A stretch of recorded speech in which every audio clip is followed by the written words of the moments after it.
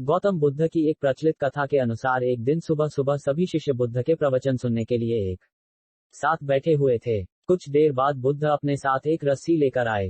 तथागत के हाथ में रस्सी देखकर सभी शिष्यों को हैरानी हुई। बुद्ध अपने आसन पर बैठे और उन्होंने रस्सी में एक के बाद एक 3 गांठ बांध दी।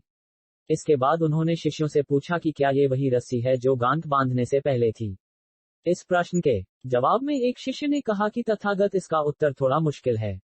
ये हमारे देखने के तरीके पर निर्भर करता है। एक तरह से तो रस्सी वही है, इसमें कोई बदलाव नहीं है। एक अन्य शिष्य ने कहा कि अब इसमें 3 गांठें लगी हुई हैं, जो कि पहले रस्सी में नहीं थी। इसे बदला हुआ भी कह सकते हैं।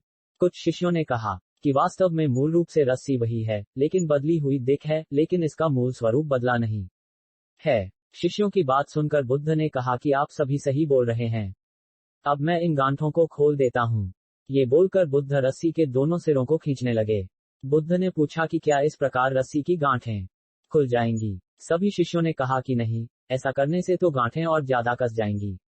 इन्हें खोलना और मुश्किल हो जाएगा। बुद्ध ने कहा कि ठीक है, अब एक अंतिम प्रश्न, इन गांठों को खोलने के लिए हमें क्या करना होगा। शिष्यों ने कहा कि हमें इन गांठों को ध्यान से देखना होगा, जिससे हम जान सकें कि इन्हें कैसे लगाया गया है। इसके बाद हम गांठें आसानी से खोल सकते हैं।